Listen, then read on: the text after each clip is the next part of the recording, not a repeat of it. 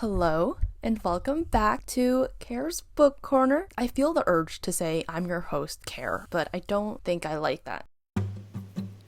3, 2, 1. Today, I am going to be talking about all of the books that I read this summer. If you're new here, I like to coordinate my shirt with the theme of the video, and today I am wearing my We'll All Be Here Forever Stick Season Noah Kahn merch because it's going to be stick season soon, as the end of summer marks the beginning of stick season, and that is honestly the best I could do. I read a total of 17 books. I'm going to say the books I read in chronological order. By summer, I mean end of June, and the last book I finished was like early September. The first book that I finished this summer was Permission to Feel. This book is a nonfiction book basically saying it's okay to feel your emotions, because maybe you need a book to tell you that it's okay to feel your emotions like I did. I would rate this a 3.75 out of 5. I like the first half of the book because it gave you practical tools on labeling your emotions, but then the second half was really lackluster. At times this book was condescending, at times this book was oversimplifying people's emotions and people's experiences. For what it is, 3.75. I have two bookshelves. I have this one right next to me, and I have one out in my living room. I put the books I like more on this bookshelf, minus my TBR. This book is probably going to go on the other bookshelf. I think that's honestly a good way for me to classify how much I actually like the book. My ratings are relatively arbitrary. Whether I put it on this bookshelf or my other bookshelf, that's how you know whether or not I actually like a book. So that's going on the other bookshelf, because while I rated a 3.75, I don't know how much I'm going to be thinking about that book. The next book that I read was The Husbands. You may recognize this from my summer TBR video, and I was disappointed. I rated this a 3 out of 5. I really like the idea and the concept behind this book. The concept behind this book is basically this person lives in an apartment or like a house or whatever, and like she comes home one day to find a random strange man that apparently she's married to. She can change these men out by sending them up to the attic. The whole book is just centered around her deciding like to send people back up, and every person who comes down from the attic is someone that she's married to. The concept behind that is like really interesting, and I feel like a lot more could have been said. I did not like what they said. I never felt a connection to any of the characters, even the main character, so it wasn't interesting to me. I didn't really grow attached to any of them, and like the middle of the book just got super repetitive, and I'm like, okay, I get it, you're just gonna continue sending people back into the attic so you have new people. I thought the main character was going to be like, I'd rather stay single than to just be with like these random people, but the ending was truly like, oh, I just made a decision to stay with the person that was decent. And I'm like, okay. So I feel like a stronger argument would have been like, I am going to just meet someone on my own, then she can feel the emotions and like know the love story versus just like being told it. So overall, I did read it. I will not be thinking about this book. 3 out of 5. This is going on my outside bookshelf. The next book that I read is Just for the Summer by Abby Jimenez. This book I really enjoyed. It's another book off my summer TBR. This book was so dang cute. I rated it a 4.75 out of 5. I read Yours Truly by the same author before, and I didn't really like it, but I'm happy that I gave her another shot because I really enjoyed this book. The banter was so cute. It was so good. You know, if nothing else, that I love good banter. I feel like the connection between the characters was very well developed. It had just the perfect amount of trauma for me, where it was a little bit, but not too much. This book, like, it was a bit unrealistic and a bit insta-lovey. Beyond that, like, very cute, very summery. This was such a good, fun summer read. I love the relationship between the main character and her mom because it just felt really realistic. All in all, a good book. This is going on my main bookshelf right here. The next book that I read is Interesting Facts About Space. I thoroughly enjoyed that book. That was a 4.25. I like Everyone in This Room Will Someday Be Dead better, but it was still an interesting read. So Interesting Facts About Space is not actually Interesting Facts About Space. People would ask me what I'm reading, and I'd be like, oh, I'm reading Interesting Facts About Space, and they're like, what? So it's not just facts about space, while there are facts about space. The last 20 pages bumped it up 0.25 for me. Before, it was just gonna be a 4. In terms of plot, I feel like not a lot of plot, just vibes. But I feel like the way that Emily Austen writes, it's very realistic for someone who has depression, which I don't know what that says about me and why I enjoy reading it, but it's true. I feel like I liked the honesty and the humor inside this book. I feel like I was able to build a connection with the main character. I also liked how the character grew and developed as well. I will say that I had to take breaks while reading this book because a lot of it was heavy and it wasn't just like a light, fun summer read. I like how this book was written. It wasn't like a continuous stream of consciousness because I feel like it is more realistic. My brain will jump from one moving train onto a completely different moving train with no warning. Overall, I enjoyed the book. I would read trigger warnings before actually reading it. If I can find room, it'll go here on my main bookshelf, but if I can't find room, it's going on the other one. While I did enjoy the book, I do not see myself thinking about it that often. The next book I read this summer was Lunar Love. This book I rated a 3.25 out of 5. I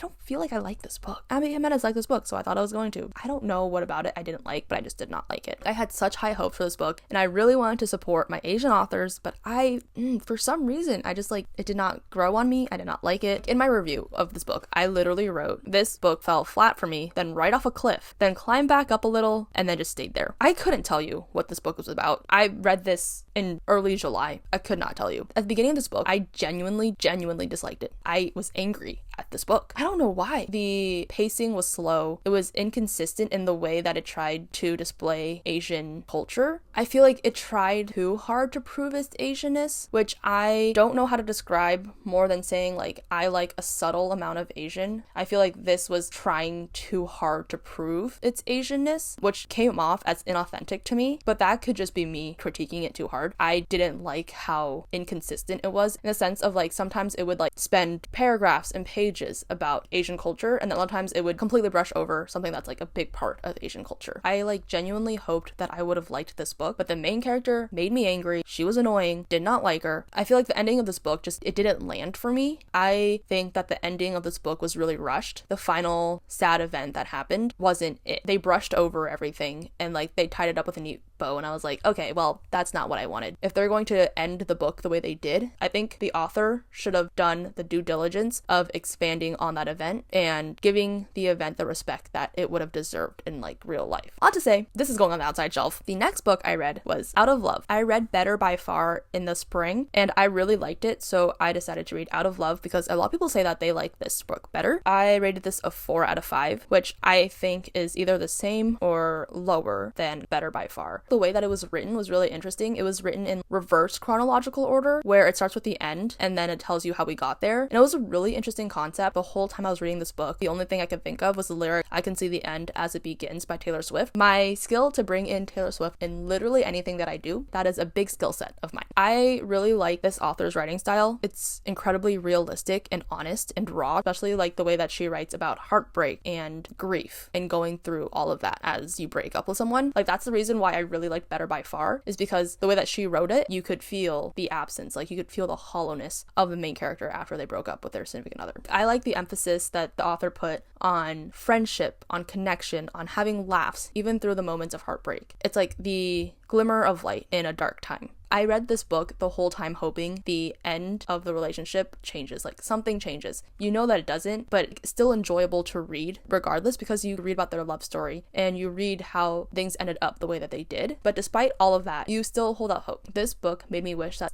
loving someone was enough to keep them in a relationship, but it's not. This book is going on the inside bookshelf because I think about it. It's very honest and it's very raw, and I love the way it was written. The next book that I read is I Hope This Finds You Well. This book is a 5 out of 5. I would recommend this book wholeheartedly. I love this book. As someone who is a corporate slave, I feel like this book was an ode to all of that tomfoolery that we participate in every day. I think the cousin described it as an inside joke to those in the corporate world, and it really truly feels like that. I love this book. I thought it was hilarious. I loved the romance subplot. I loved the connection. I love the banter. Shout out to the other book club member for recommending me to read this book. This is probably one of my favorite books I've read this summer, if not this year. It had me giggling, kicking my feet, had me actually just like laughing, being able to relate to this book so much. I feel like I'm similar to the main character of this book, especially at work. I'm relatively quiet. I keep to myself. I don't cause waves. I just do my thing, get out, get paid, leave. It's not like working is my life. But I feel like I loved how this book developed like the friendships and the connection between the characters, and how despite the main character being relatively quiet and introverted, the rest of the characters did like her. I feel like all of the things that happened in the workplace are so petty, but they're so realistic. Dumb things that people will do in the office because they have nothing else to do. This book honestly was just so fun to read about. It was just so good. If you couldn't tell, this is definitely a right here bookshelf. It probably will go into my favorite book stack right here. Would recommend this book wholeheartedly. The next book that I read was A Good Life. I was honestly a little disappointed by. I rated this a 3.5. I did like the sibling sister dynamic. While I don't have a sister, I know what it feels like to have a sibling. Something about this book just like fell flat for me. It was honestly hard for me to get through a little bit. It was interesting and well written,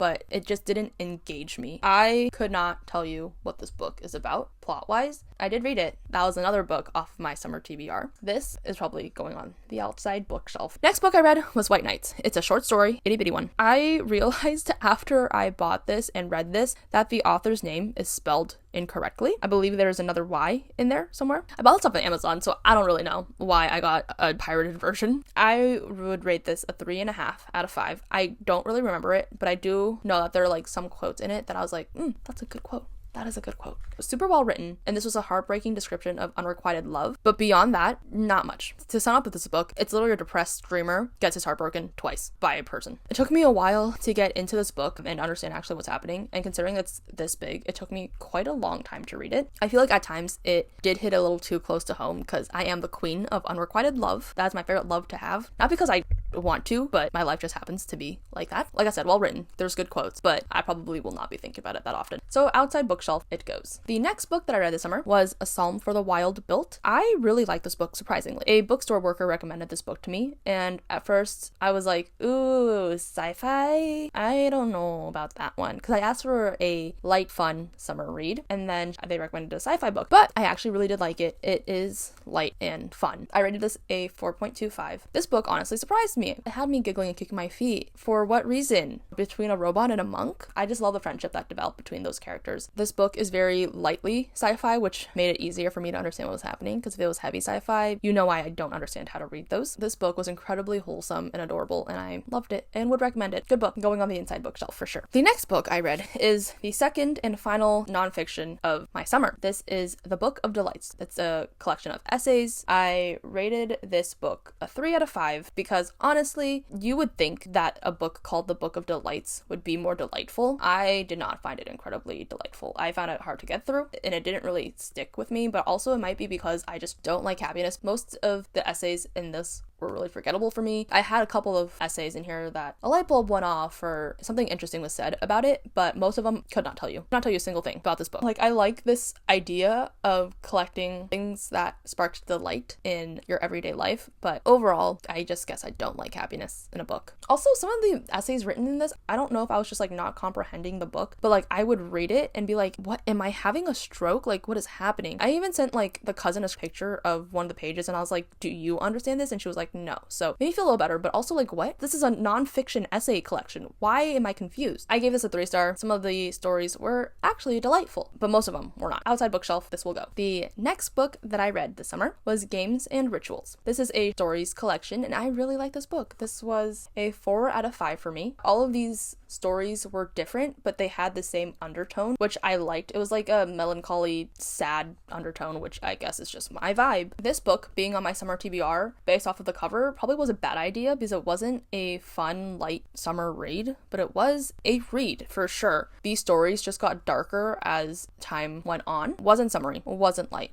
but the cover is really cute, right? The cover really does give off like summer. The insides did not give off summer, not even a little bit. I liked it because each story discussed a different aspect of life and love and how that feels. This book feels like you're going into a really dimly lit restaurant with your friends that you haven't seen in a while. You're grabbing a wine, you're just catching your friends up on stories of your past. The wine and the dimly lit restaurant are important factors to this book. That's the atmosphere. Like, it's a little dark, it's a little sultry. This book is going on the inside bookshelf. Despite all of these stories being different, I feel like it was very cohesively written. The next book that I read was a novel love story. I rated this book a 3.75. The book was very cute, very cozy. It was a really light summer read. I don't think it did anything new. And it's called a novel love story, so you would really think that it would be novel, but it was not. It was just a novel.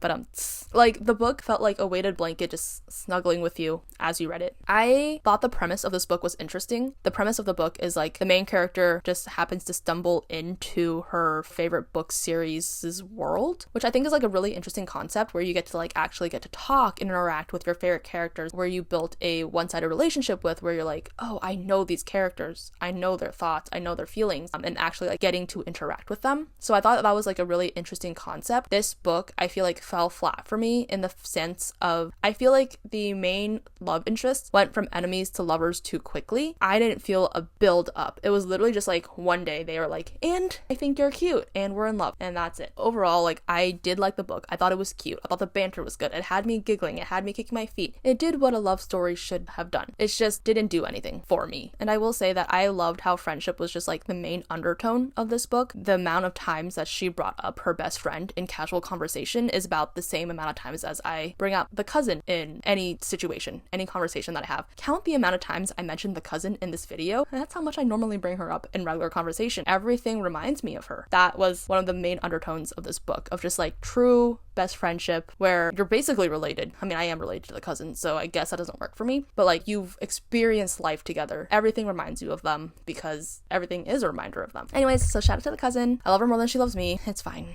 I actually don't know if that's going to be an inside or outside bookshelf book. Right now, if I had to guess, it'd probably be outside. I'm running low on space on this bookshelf, so likely an outside, but I'm also running low on space on that bookshelf too, so perhaps I need a third tier, which if you're on the third tier of bookshelves, that's rough. On to the next. The next book that I read was my most anticipated read, not only of the summer, but of this year, and that is Blue Sisters by Coco Malors. I am so pleased with this book. I bought this book in London because I was like, I need to read it now. I want it through my eyeballs at this given moment, right now, get in my brain. I loved this book. This book was a 5 out of 5 for me. It is up there with I Hope This Finds You Well in a different way, because I Hope This Finds You Well was light and fun. This book was not light and fun. This book was dark, it was heavy, but it was rooted in love. This book was about grief. It was about family, but it was also about love and relationships, and I love this book. From the first couple of pages, I knew I was gonna love this book. This book was what I hoped this book would be. A Good Life did hit on like sister-sibling dynamic, but Blue Sisters hammered it home. This walked so this could run. You know what I mean? This was like a decent book for me. This was a great book for me. I cried, I laughed, it made me feel all of the emotions. This book is about 4 sisters who one of them dies tragically. It's about the rest of them figuring out how to continue on with their life. It talks about grief, it talks about relationships, it talks about friendships, it talks about sisterhood, it talks about literally everything. And I feel like this book was so centered around family and sibling dynamic. I loved it. I feel like it's not a very common thing talked about in books. This book did a really good job of describing a sibling dynamic. My brother and I, like, I love him, but I don't like him sometimes, you know, and I feel like this book had that. You know, all the sisters loved each other and at the end of the day would do anything for each other. At times you're like, you're pissing me off. This book dealt with addiction. Oh, it was so good. Would read the trigger warnings before reading this book if you're going to do so, but I loved this book. Loved it more than Cleopatra and Frankenstein. This book talked about being lost in your 20s, in your 30s, and how that's okay, and how even if it looks like someone has their life together, they might not. You don't know what anyone else is ever going through. This book showed the messy parts, the toxic parts of family, and having such strong love for your siblings and your family that it becomes like all-consuming